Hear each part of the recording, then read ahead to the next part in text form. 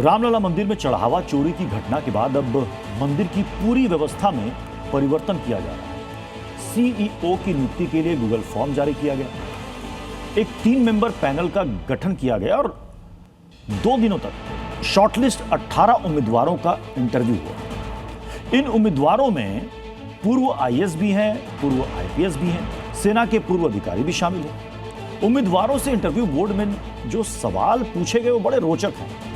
आप भी देखिए कैसे हो रहा है रामलला मंदिर के सीईओ का सिलेक्शन।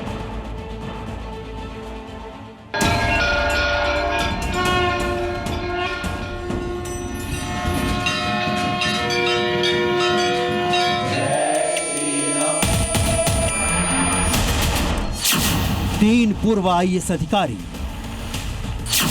एक रिटायर्ड आईपीएस अफसर, 4 पूर्व आर्मी अफसर और शिक्षा क्षेत्र से जुड़े अनुभवी अधिकारी, और सभी से एक जैसे सवाल।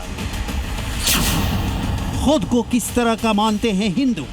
क्या आप शिखा रखते हैं, जनेऊ पहनते हैं, शुद्ध शाकाहारी हैं या मांसाहारी भोजन करते हैं? क्या आप शराब का सेवन करते हैं? क्या आप हिंदू धार्मिक परंपरा के हिसाब से पोशाक पहनते हैं? राम मंदिर की व्यवस्थाओं को लेकर आपके पास क्या प्लान है? राम मंदिर ट्रस्ट के सीईओ के चुनाव की प्रक्रिया शुरू हो गई है। 11 अगस्त से सीईओ पद के लिए सिलेक्शन का आखिरी पड़ाव यानी इंटरव्यू शुरू हो गया है, जो अपने अंतिम चरण में है। राम मंदिर के सीईओ पद के लिए देश भर से 5300 से ज्यादा आवेदन आए थे। इनमें से सिर्फ 18 योग्य उम्मीदवारों को इंटरव्यू के लिए शॉर्ट लिस्ट किया गया।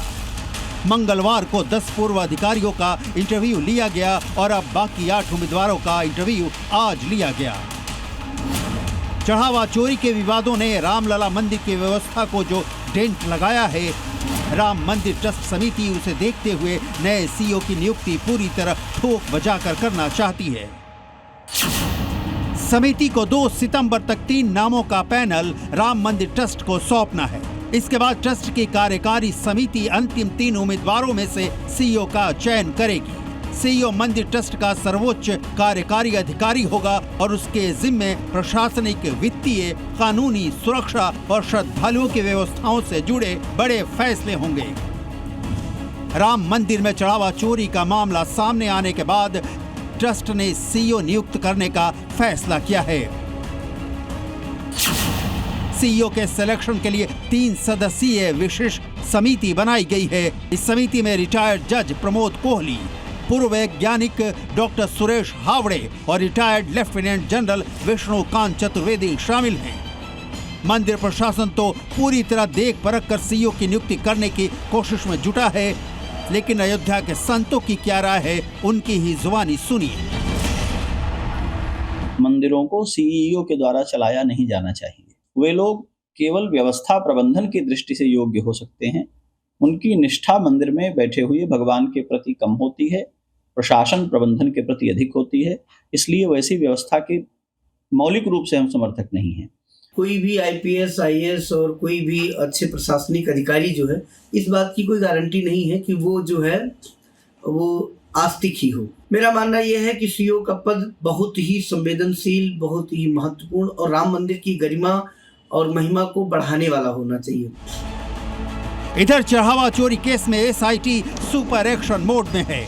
जांच की आंच आरोपियों के रिश्तेदारों तक पहुंच गई है। एसआईटी ने लखनऊ में आरोपियों और उनके करीबियों की संपत्तियां खंगालना शुरू कर दिया है। 8 नामजद आरोपियों के साथ उनके 54 रिश्तेदारों और करीबियों के नामों की लिस्ट प्रशासन को भेजी गई है।